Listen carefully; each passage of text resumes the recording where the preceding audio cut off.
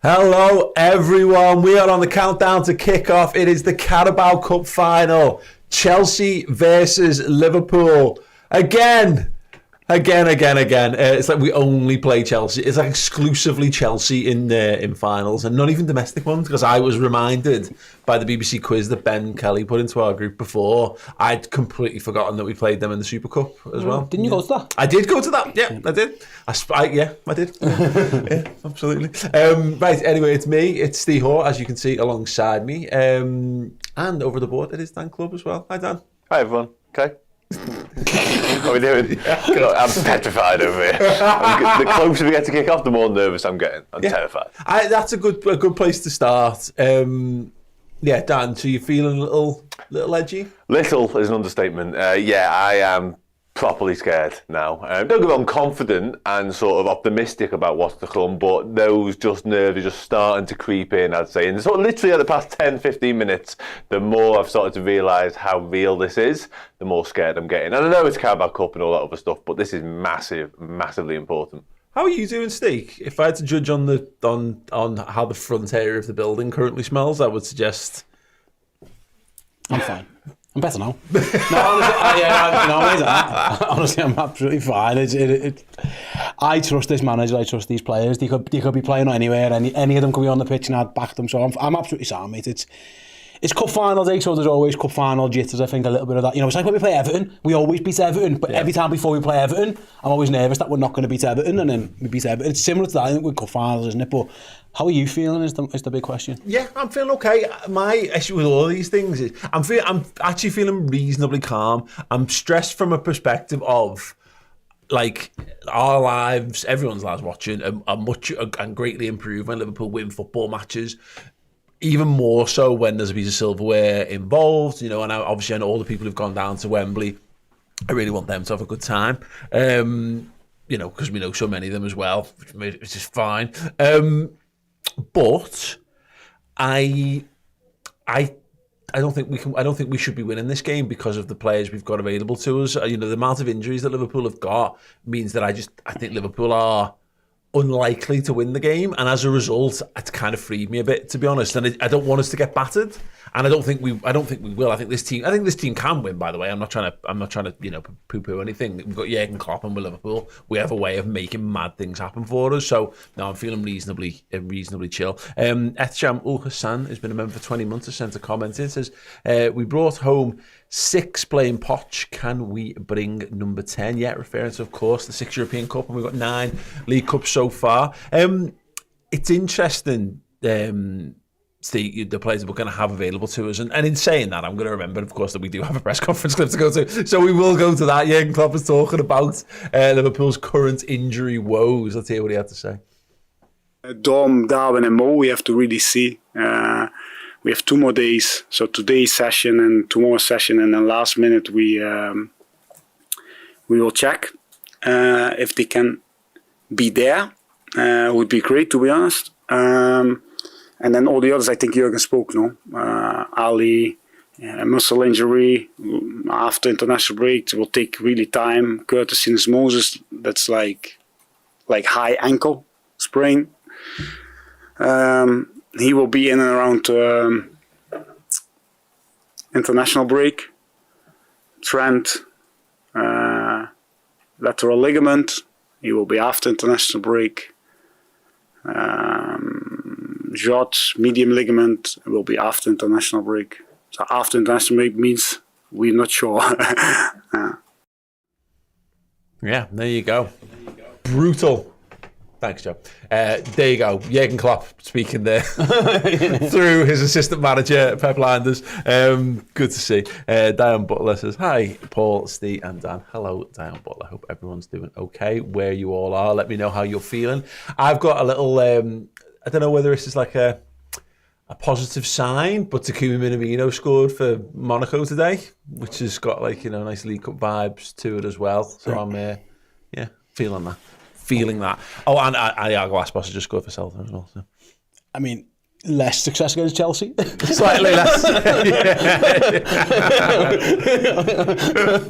Yeah, to say the very least. So look, decision-wise, Steve, looking at what we've got available, it seems highly unlikely we'll do anything wildly different from the week. You'd expect Canate to come in for Quantas, the obvious one. There's a possibility that Robertson starts for Joe Gomez. Yeah. There is an also possibility that we might see Gomez play right back instead of Bradley. But the point is, the conversations are all around the defence because ultimately that's the only place we've actually got anyone available to rotate. Yeah, I think Canate is no brainer. So then the manager's decision is he's got to pick two from three fullbacks out of Gomez, Robertson, and Bradley.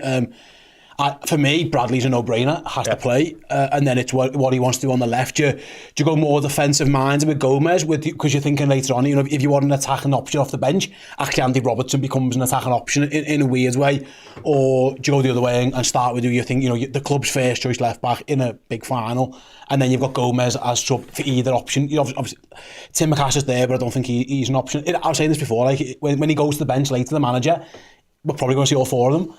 I imagine Timakash, Gomez, Bradley and Robertson all see minutes because he's going to have to freshen up, and it's all well and good freshening up against Luton at home by bringing Bobby Clark on and things, and he might do that again, he might have to do that, but you're going to make you're bringing Kostas Timakash on who's played in cup finals before, and then you're bringing Joe Gomez on, probably makes a bit more sense, but for me, if it was me, I would go Bradley and Robertson, and I think that's probably what the manager's going to do. I think with Liverpool, with the attacking options who aren't available, the midfield options aren't available, those two are viable attacking options within the team. So if it's me, I think I go Robbo and Conor Bradley. We've had some people saying, I believe, someone said it on LCTV or something, well, I just picked the Sky remote up. Sean P. Casey with the Super Chat says, Salah is here, lads. I am in the stadium. Yeah, they're all pitch side with the little things around the necks. I don't know what that means. With brilliant. They've got the VIP. They've got the smart shoes on. Can we check the footwear, please? Can we check Salah? And if they've got leather soles, it's highly unlikely they're going to be involved today. Salah's got his tabs on, but yeah, anyway. Yeah, we'll find out. And Sean Park says Conor Bradley hat-trick inbound. I'm up for that. I love him. Yeah, Dan. The thing that's interesting for me in this, go on, you take that drink. You drink well. What a time to go to your drink there. I was mid-bend. There was no stopping me. He was underway. I was trying to draw the question out as long as possible. My issue with the 11, as it is, because I think you can change Robertson and Canate. It's fine.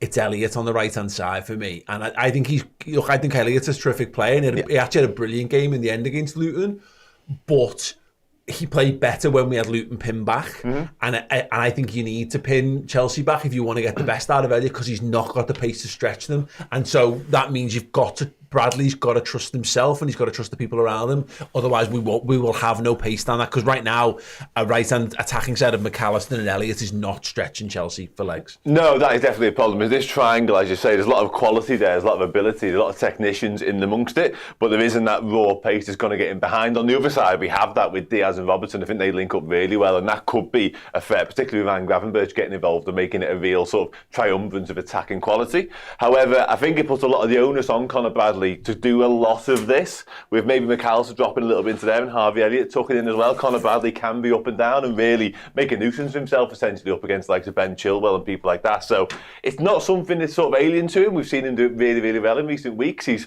made that position his own in many ways actually recently. So I don't have a huge problem with it. However, you're right. I think Liverpool will have to very much dictate terms to allow that to become a thing.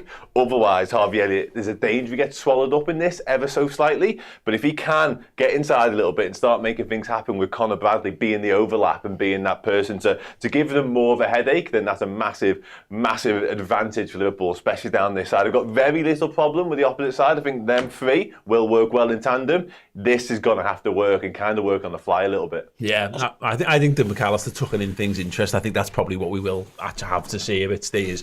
Just give the defence a little bit more protection to allow Bradley to get further. That's the thing. That's why it should be Conor Bradley with Harvey Elliott playing on the right. Yeah, absolutely. So he's someone who can bomb forwards and get involved with the game. To be fair, you say that, but like Bradley also goes centre mid. It's almost like he can do what he wants. I don't know if that Alexander Arnold-esque, and he's certainly shown he's been good enough. He absolutely destroyed Chelsea in the last game. He had Ben Chilwell on toast, but he had Chelsea on toast. Yeah. They didn't know what to do. It'll be Raheem Sterling, I guess, who's up on that side against them. Ideally, you want Conor Bradley pushing him the other way. That's where you want Raheem Sterling. You want him in his own half rather than round your box, because him and Cole Palmer, who I imagine are going to play wide for them, are their two biggest threat. So the longer you can keep them pinned back, like you say, keep them worried about where you're going, the better. And if they cheat, then you've got to, Conor Bradley can go and cheat as well and just go man for man. But it's crazy that you're thinking about it. 20-year-old kid, Paul, who, 6 months ago was an afterthought at best. He broke his back almost, stress fracture of the back, and now he's one of the most important players in the team. Yeah, when he came off against Luton, the guys around me were saying that his first name on the team sheet at the weekend. 100%. Like I was saying this today, I can't remember. I know it's debut because he's played other games in the past, but this first run he's had as a young player, it's hard to think of a Liverpool player who's had a better one, like straight away. And, Alexander-Arnold took a little while to blood in. Yeah. Conor Bradley from day one really has been absolutely fantastic. It reminded me actually of Bajcetic, actually probably the other one, in that he came in against Man City in the League Cup and held his own. But didn't shine. You just went, okay, well, solid performance. I mean, he anchored the midfield on his own at the Etihad in the League Cup, coming back from the World Cup, and it was positive. And then after that, he never looked back, and he was great. And obviously, Bradley coming into the FA Cup game against Arsenal, and it wasn't a long. It was more of a cameo than a full blown performance as such. But he shone enough in there to make you think there'd be something there. But he's just gotten better and better. And the fact it was against these, it was Alexander-Arnold against Leicester with that one, and it was different because Trent had been around for a while, and you're like, wow, how good's this? Conor Bradley did it against these day one. Now listen, different attacking options, and I understand Chelsea were stretched and all that kind of stuff. But he's certainly an attacking outlet. He can get stuck in, he can defend as well, and he is going to have a big game.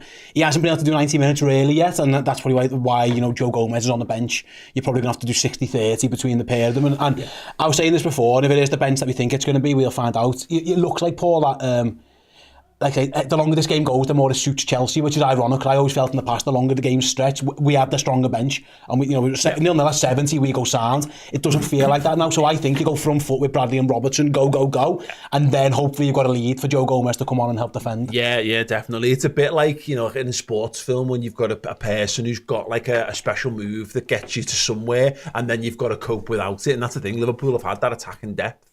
We've scored more goals in the final 15 of football matches than we have in any other 15-minute period in football games this season, by basically double the most of any other one. And that's because we've been able to bring such great quality on, and we just don't have that. And I guess the one fear on this, Dan, is Chelsea are a good team. You just can't. If we think we're going to put them to bed early enough that we don't have to worry about this thing, that's going to take a hell of a performance in the first hour of this football match. Yeah, it definitely is, but that kind of is the way I'm leaning towards having to go in this, because you've got to kind of put your best foot forward, because we haven't got the bench power that's stood us so well so far this season, like you've referred to it there, how strong we've been off the bench, and we have sort of remarked at times, imagine you're a defender up against any of our front three and you look over and see Cody Gakpo and Diogo Jota coming on, for example. So it can be a real headache and it can be a bit of a nightmare, and it's been our trump card, if you like, so far this season. So to be without that, we are going to have to change the way we go about business. We've been second half FC a little bit this season. I know that kind of came to fruition as well in midweek, but with this starting 11 and with the bench is strong, but it's strong defensively. Other than that, it's relatively inexperienced. We've seen Jurgen Klopp put a lot of trust, a lot of faith in some of these young academy lads, but on an occasion like today, I think this 11 needs to get us in front and needs to get us probably clear as well, maybe 1, 2, even 3 goals, and then you can turn to the bench and look to shore it up and just see it out a little bit. Here we go then. We've got the 11 that will be starting the League Cup final for the Reds. It will be Kelleher in goal. Let's do it in numerical order just to make it comfy for you, Dan. Let's get to Dan on the board and I'll read it out for you, mate, if you want. Go on, let's do it. Kelleher? Yeah. Endo? Yeah. Van Dijk? Yeah. Canate? Yeah. Diaz? McAllister? Yeah, perfect. Gakpo? Yeah. Elliott? Yeah. Robertson? Yeah. Gravenberch? And number 84, Conor Bradley. Amazing. Substitutes bench. Dear God. Adrian. Yeah. Gomez. Yeah. Simicas.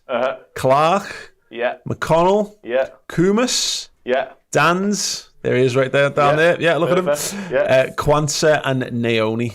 Woof. Okay. So no Kate Gordon on the bench? No, not him. Wow. Interesting. Yeah, you'd think that he'd be again. Maybe I don't know. Is he injured? I don't know. He's fucking injured. If you had to put your house on it, yeah, probably. Yeah. But it's what we knew it was going to be, and the bench is what we knew it was going to be, Paul. And it goes back to the point. What we've at least got that's different than the injury crisis of a few years ago is that was all at the back.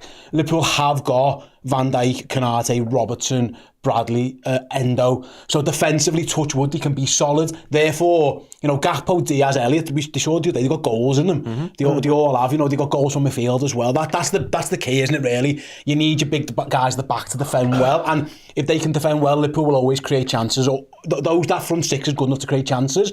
But you need a good game from Van Dijk, Konate. You need Kelleher to be on it. You know, you can't afford to be giving stupid goals away because it's going to be difficult. You know, and if you're chasing the game, Jürgen can't turn around and go, right, Mo, Darwin, Diogo, you're not there. So everyone at the back, I think it's really important for those guys to go and listen. If we have to win this 1-0, then we win it 1-0. You know, Tottenham in the European Cup final, we just score. And whatever happens, they are not scoring. We are keeping this back door closed. It's going to be that type of performance. Yeah. I don't think it can be a month ago when we battered Chelsea on the front foot all over them. It can't be that because I just don't think that the bench isn't strong enough to let lads run their nuts off for 60 and take them off. Yeah, no, and that's going to be the interesting balance of how we do approach this energy-wise. And there is something to Liverpool are going to have to go and throw at them. And maybe you go 15 minutes of you just try and catch them cold, see if you can get something, and then yeah, exactly. Then take 15 minutes, maybe get it to half time. Don't exert yourself. You want to leave, and it's tough because Jürgen Klopp's whole philosophy is leave nothing in the tank, and that's even more so than ever this season been the philosophy. Because there's lads you can say, give me 90 minutes in 60. And then we're going to bring lads on for 30 to give me 90 minutes in 30. It's only really Bradley and Robertson you can ask that of today, isn't it? Yeah. In 30. And even Robertson, you know, we're still getting him back to full match sharpness as well, which is why I thought it was interesting that we've gone for him, because actually we saw it against Luton, Dan. Robertson actually was was a bit of a game changer off the bench, whereas now, I know what we're saying about having lads to shut up shop.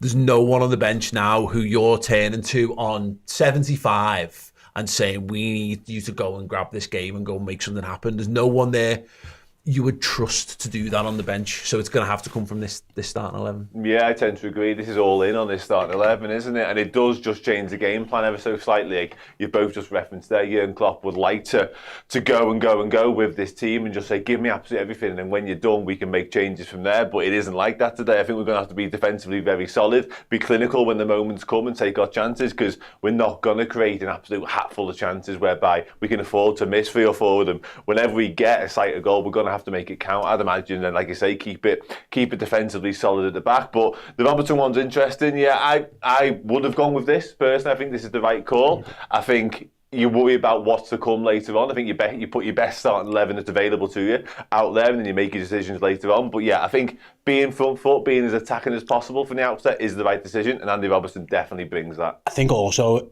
we saw the best of Luis Diaz when Andy Robertson was behind him rather than Joe Gomez. I think that's the key there. It makes Luis Diaz's job a lot easier if he's got Robertson bombed down outside. It allows him to go narrower where he's more effective. Makes him go both ways as well. Yeah, he can go either way then. Yeah, he's got the overlap on him. And listen, Gomez does well there. He can get down there, but Joe Gomez isn't really going down the left, crossing the ball with his left foot. It's not doing that. Robertson to the byline really does help Luis Diaz out. So I think that's probably key. And like you say, this isn't a game where Liverpool are looking to win off the bench. Liverpool are looking to win this game in the first half. That's the ideal scenario. Yeah. Whether that happens, I don't know. Just be clear on this. I mean, look, again, they've got less injury issues at the moment, and they've got a stronger 11. Therefore, City don't make loads of subs, and Liverpool historically didn't make loads of subs as well. It's a one-off game of football, and Southampton don't. And Klopp's message, and I'm certain he'll probably say this in like press conferences and interviews around this game. Who's asked about Southampton? We'll talk about that. Like, all our bench can play against Southampton. We'll cross that bridge. Exactly. That's like, see who's still standing, and hopefully, you know, you've got the salve of a trophy there to make you feel a little bit better off the back. That's some great comments coming while we've been chatting. Motus Ali asked the question: why do we insist on playing Elliott right wing? It's much better at right centre mid. Better to put Gravenberch right wing, I would say. We should, mate. Not the Gravenberch on right midfield is mad. Like, oh yeah, I mean that's mad. Gravenberch has never played right wing. He's better on the left. It's simple as. Elliott, you're right in that he doesn't offer the quality, the pace, but Ryan Gravenberch isn't that fast either. You know what I mean? It's more. I think then you're moving McAllister over to the left hand. So I think you're moving too many things around. Basically, you're asking most of these lads to play in the best position, and it's Harvey Elliott doing a job. If you do that, all of a sudden you're playing like 4 or 5 different players out of position to accommodate Harvey Elliott, which I don't agree with that one. You could maybe do something with Gakpo, but I think it is what it is. Like Harvey Elliott is right winger. The only alternative I thought, and like how you maybe make this slightly more of an attacking team, is we put Elliott into midfield and put Bradley right hand side, because at least he's more direct and he's got that running Play power. Gomez and you Bradley. put Gomez in at right back. But that feels like our only like transformational substitute move. Go on, Dan, what are you doing? Would it be something like that then in that case? And then Gomez comes in there? Yeah. Okay, so Endo misses out essentially. Yeah, I mean, and again, you've got to take someone off, and it depends how the games go. And that could be McAllister, Gravenberch, or Endo could be could sacrificed in that way. I think we saw in the 4-1 what Liverpool will try and do. Dan, can you leave that in like it was? Yeah, leave it there, and you can put Endo back in if you want. Well, Gomez would it be right back? No, throw Endo back on. What you've got there now, effectively, is what Liverpool want to do to them. In that they'll want to draw Elliott in as well, and they want Conor Bradley having all that space. They did that all the time, and it was a bit different. Obviously, Jota was playing over there, but Elliott will do the same thing. Elliott will drift in. They'll all go in, and they'll say to Conor Bradley, "Go and get one-on-one isolated with Ben Chilwell. See if he can deal with you." He didn't particularly well the other day. He got dragged in when Conor Bradley scores. He's having a bear hug with Diogo Jota in the middle of the pitch. Yeah. So you want to drag Ben Chilwell. If Elliott's job is only to be a decoy, which it's not, he'll be more than that. But if he can drag that player across and just say to Conor Bradley, "This width is actually your job. My job isn't really width." Harvey Elliott hasn't got the pace to be the big wide player. It's going to have to be. So that's what I'm going to say. Conor Bradley, empty your tank for an hour, just up and down, go. You're the width of this side, and on the other side, Robertson will provide the same thing. Yeah. I think it's got to be that. It's almost Klopp's old Liverpool before Trent started doing inversion and just up and down that right hand side. There's one, the only other thing as well is that maybe you switch to 3 at the back and you bring another centre half on and you just let Robertson and Bradley or Robertson and Gomez or whatever be flying full wing backs instead. Super chat from two beasts. Go ahead. That me and you? Can you beat? Yeah. USA. Danny's not very fit. He's not the athlete of the group. USA Tour stadium's been announced. We are devastated we won't see Klopp, but maybe Zabi's first match. But today, Bradley and Elliott will be on fire. And look, mentioned before, Gravenberch he's got a goal in him.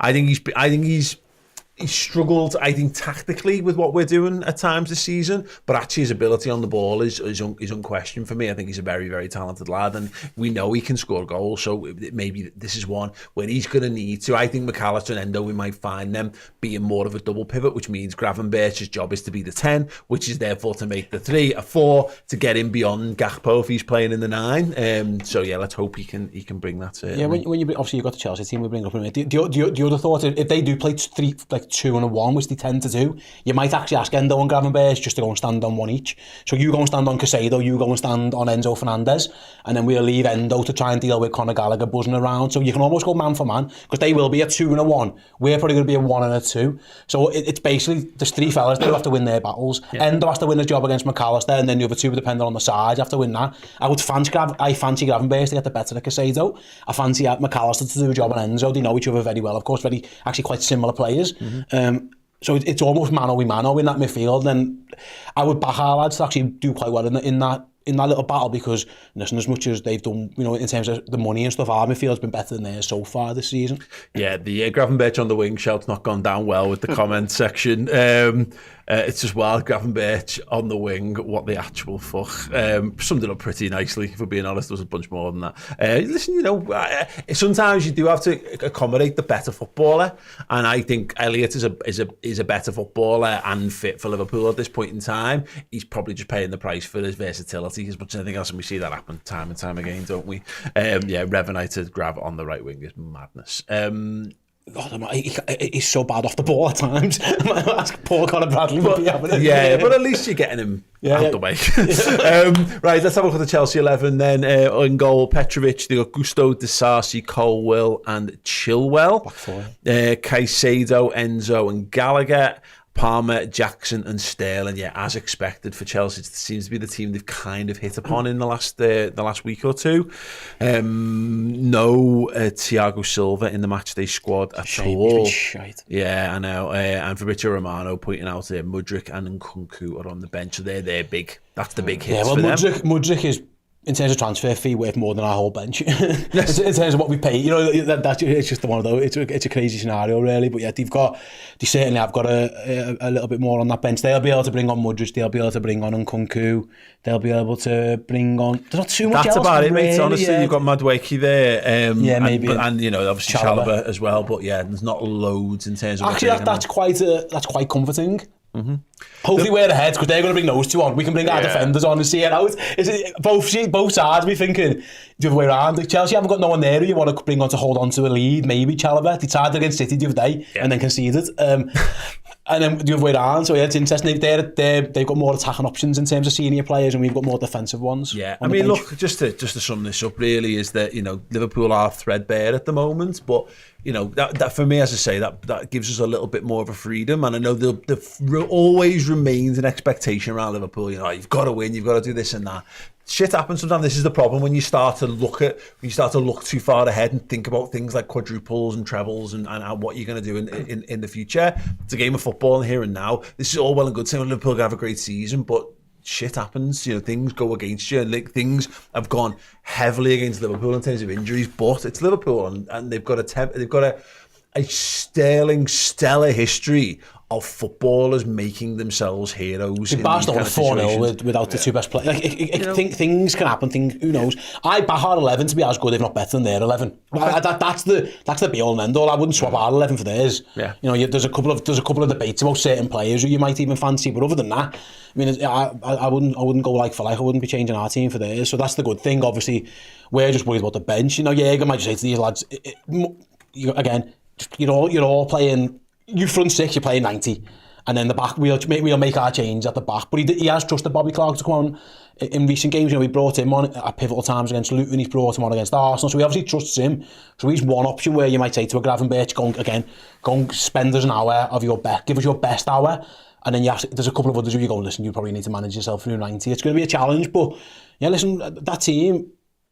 Like they've got quality. There's a lot of world-class players in our team still. Mm-hmm. There's just not many on the bench because they're just young children. But like I say, Wembley, you can make yourself a hero. Someone come off that bench and do a job for Liverpool. You know, make yourself. Kostas Tsimikas will go down in folklore now. Yeah. Like there's a moment for somebody, and it could be a Ste Dan's, it could be a Bobby Clark. Well, who knows? LSU TV have got Ronnie Whelan there, who was a very highly regarded footballer amongst people who knew football. People who didn't hated Ronnie Whelan in his time at Liverpool, but he scored goals to win us two league cups, and that's a team where everyone goes, oh, it was Kenny Dalglish and Graham Souness and Ian Rush. It was Ronnie Whelan who was the guy. You know, seeing Alan Kennedy when you know. Divock Origi, mate, is a national treasure. Yeah. In Liverpool anyway, and he didn't do too much other than scoring a couple of big games. Like, you know, yeah, you can. There's always moments there. I'm just glad, touch wood, you know, Van Dijk, Kanate, Endo, just that solid base, and then work around that. That's got to be the game plan, hasn't it? Yeah, absolutely. Keep your thoughts coming in. Drop a like on this as well. We have got a code if you need to get a little bit more Redmen goodness in your life before kick-off. Head to redmenplus.com, use the code FINAL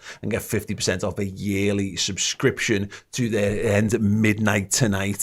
So yeah, grab it now before you forget. And then we've got podcast videos, the whole works. And we're going to be carrying our way through to the end of the season, regardless of what happens, because we don't get to switch off being Liverpool fans. So we're going to make sure that we've got plenty to keep you entertained in that period where Liverpool could have an historic season, or it could all go tits up. Who knows? Either way, we're going to be here for you. Right, thank you so much. Join us for the watch along in about half an hour's time. Ta-ra.